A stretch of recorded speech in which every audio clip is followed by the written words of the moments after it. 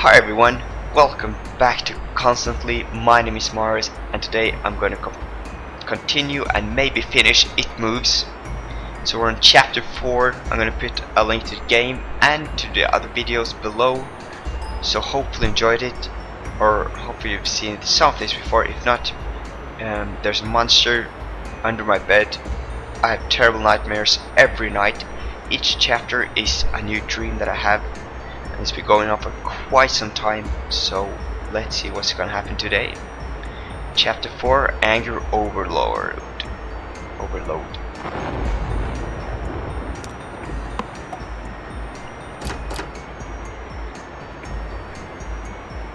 The painted glass depicts some religious man, I guess. Oh. Earthquake? A hook hangs from the wall, a piece of meat hangs dry from it.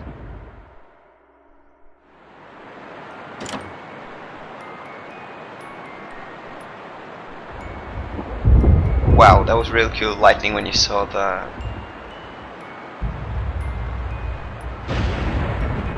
painted glass depicts a scene from the Bible.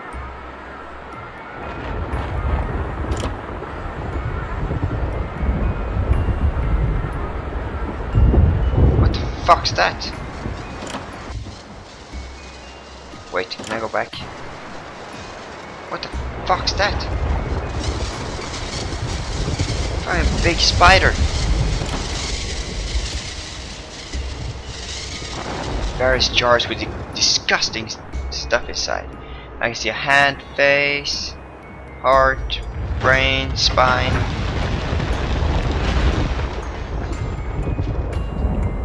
Another one.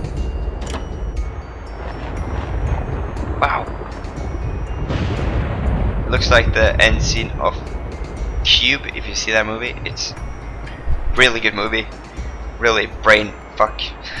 It's a big pool, but I'd rather not use it. Because there's a giant head in there. Someone laying and chilling.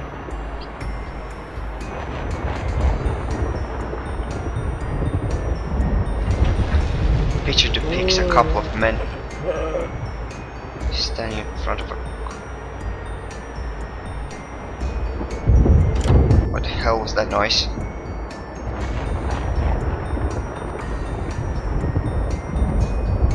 What is that? Cats and dogs? Is that cats hanging from the ceiling?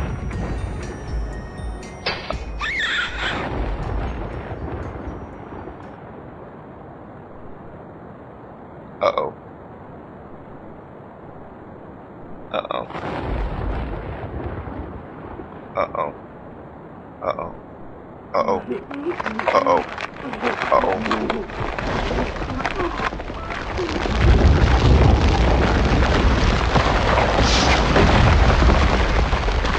Oh shit, I just got squashed. And eaten. It sounds like I got eaten. What the hell?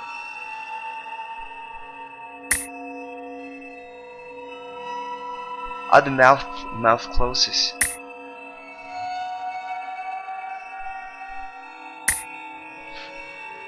What a weird, messed up game.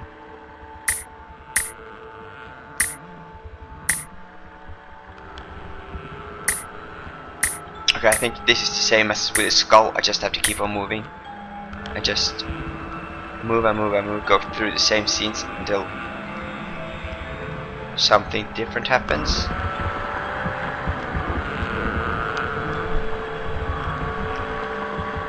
Like now, all the baby mouth are shut.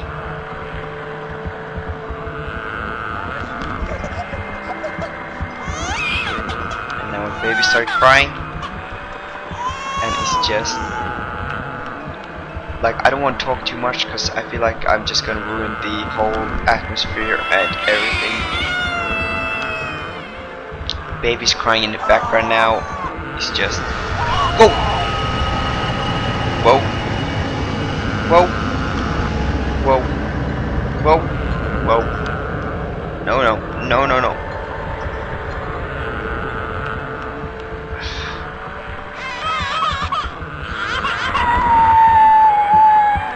this killed me.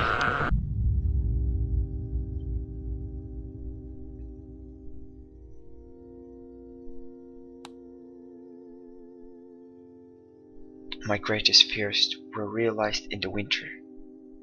The days grew shorter and the longer nights merely provided this wretch with more opportunities. It was a difficult time for my family. My grandmother, a wonderful, kind and gentle woman, had deteriorated greatly since the death of my grandfather. So in the background we can see like all the times Mom has come and woken me up and helped me. My mother was trying her best to keep her in the community as long as possible. However, dementia is a cruel and degenerating illness, robbing a person of their memories one day at a time. Soon she recognized none of us, and it became clear that she would need to be moved from her house to a nursing home. Before she could be moved, my grandmother had a particularly difficult few nights, and my mother decided that she would stay with her. As much as I loved my grandmother and felt nothing but anguish at her illness, to this day I feel guilty to my first thoughts were not of her, but of what my nightly visitor may do should he become aware of my mother's absence, her presence being the one thing which I was sure was protecting me from the full horror of this thing's reach. I rushed home from school that day and immediately wrenched the bed sheets and mattress from the lower bunk, removing all the slats and replacing an old desk, a chest of drawers, and some chairs which were kept in the cupboard where the bottom bunk used to be. I told my father I was making an office, which he found adorable, but I would be damned if I'd give that thing a place to sleep on for one more night. As darkness approached, I lay there knowing my mother was not in the house. I did not know what to do. My only impulse was to sneak into her jewelry box and take a small family crucifix which I had seen there before. While my family were not very religious, at that age I still believed in God and hoped that somehow this would protect me. Although fearful and anxious, while gripping the crucifix under my pillow tightly with one hand, sleep eventually came, and as I drifted off to dream, I hoped that I would awaken in the morning without incident. Unfortunately, that night was not the most terrifying of all.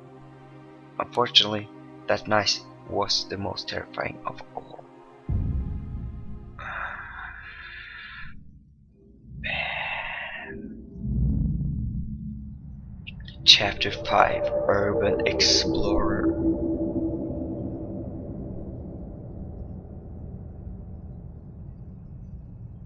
Oh, is that my school? My school! It says woof. And it's a picture of Frankenstein.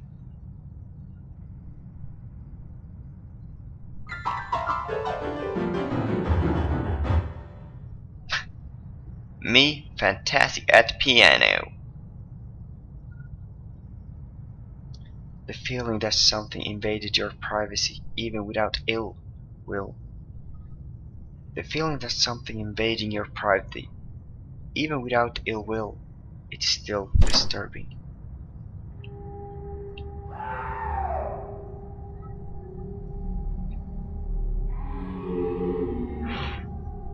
There are so many creepy monsters here. You are good. Is that a hand grenade? Good. You are. The clock has stopped. Even if you don't know why they're here, you hold the greatest amount of fear for them.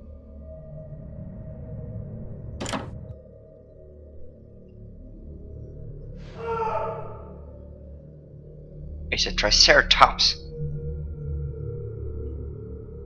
An old picture of what seems to be a religious man and woman. And a bathtub in the middle of the classroom. Wow, what is this? Opposite day? Crazy day?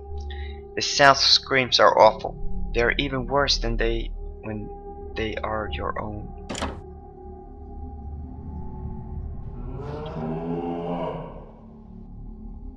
That was not my own scream. A pile of mattresses, dirty and worn out. There's a piece of paper here.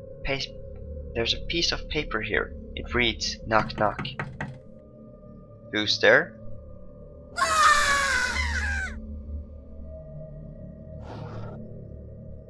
You? You who?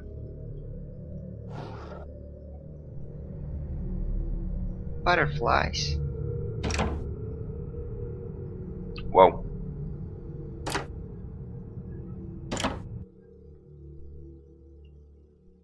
Ah, another note. A writing desk with some school material on it. Okay. Yeah, blah blah blah, stash.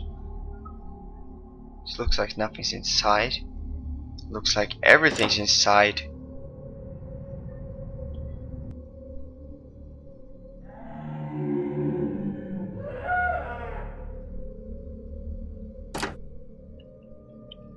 The lock on the door is broken. I don't think I can get in here.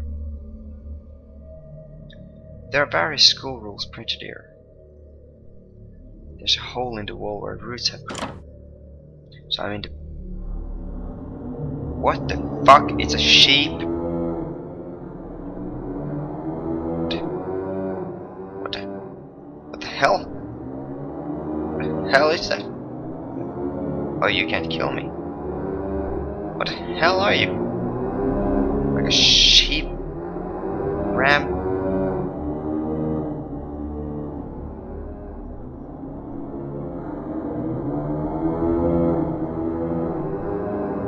It's a pig riding a sheep.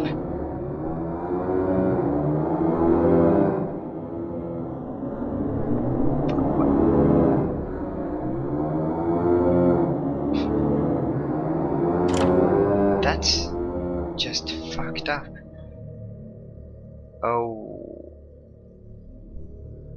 a busted old machine of some sort. Busted old machine of some sort. Let's go down.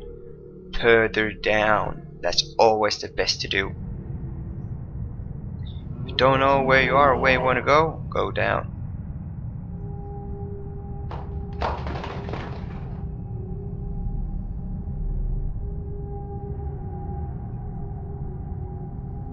Okay, so let's start working here and see what happens. Now we keep all the way to the right.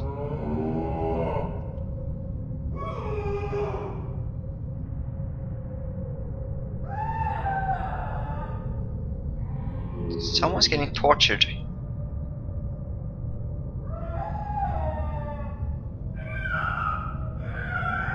I think. What the fuck is that? What the fuck is this? What the fuck is that? Anything? What the hell is What? No! Get off! What the hell? Whoa! Where did these guys come from? Am I sacrificing myself? Is someone sacrificing me?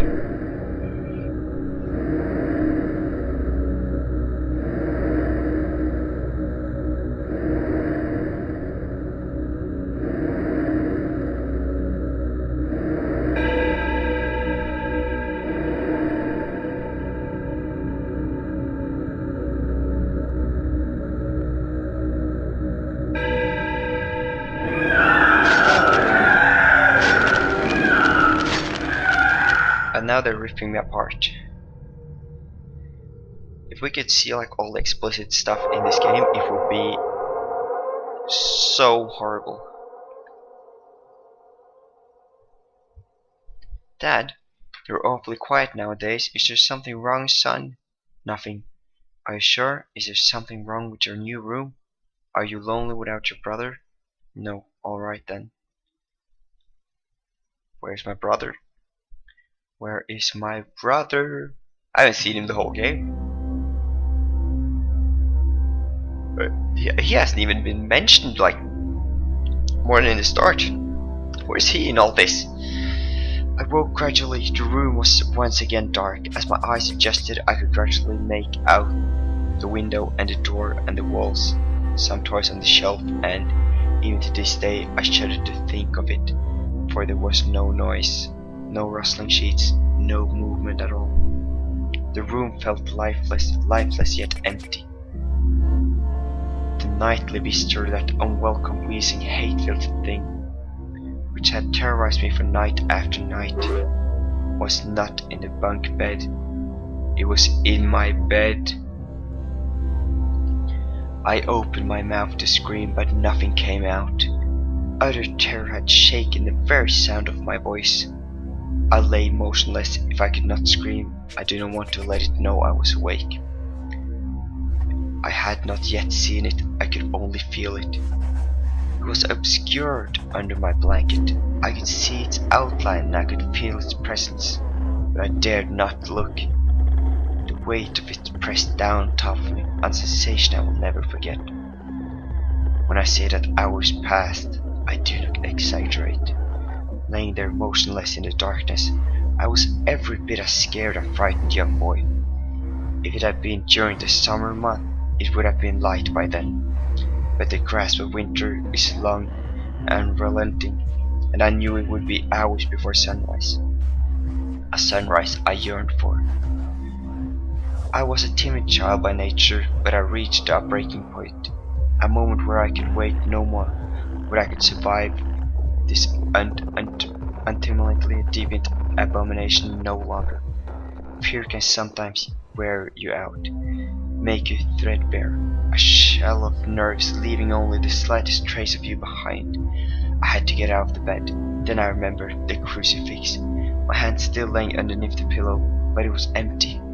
I slowly moved my wrist around to find it, minimizing as best as I could the sound of a vibration caused. But it could not be found. I had either knocked it off the top bunk, or it had, I could not have bear to think of it, been taken from my hand. Without the crucifix, I lost a sense of hope. Even at such a young age, you can be acutely aware of what death is, and intensely frightened of it. I knew I was going to die in that bed if I lay there, dormant, passive, doing nothing. I had to leave the room behind, but how? Should I leap from the bed and hope that I'd make it to the door? What if it was faster than me? Or should I slowly slip out of the top bunk, hoping not to disturb the uncanny bedfellow? Realizing that it had not stirred when I moved, trying to find the crucifix, I began to have the strangest thoughts. Oh, turn to the side.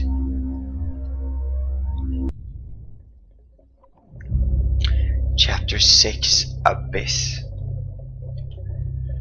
I'm gonna have to stop there because I'm running out of time.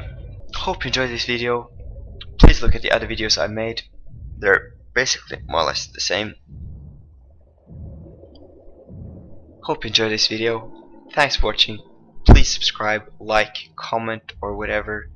I will put a description, a link for everything below. Hope you enjoyed. I hope you enjoyed it. I hope I will see you in the next video. Bye bye.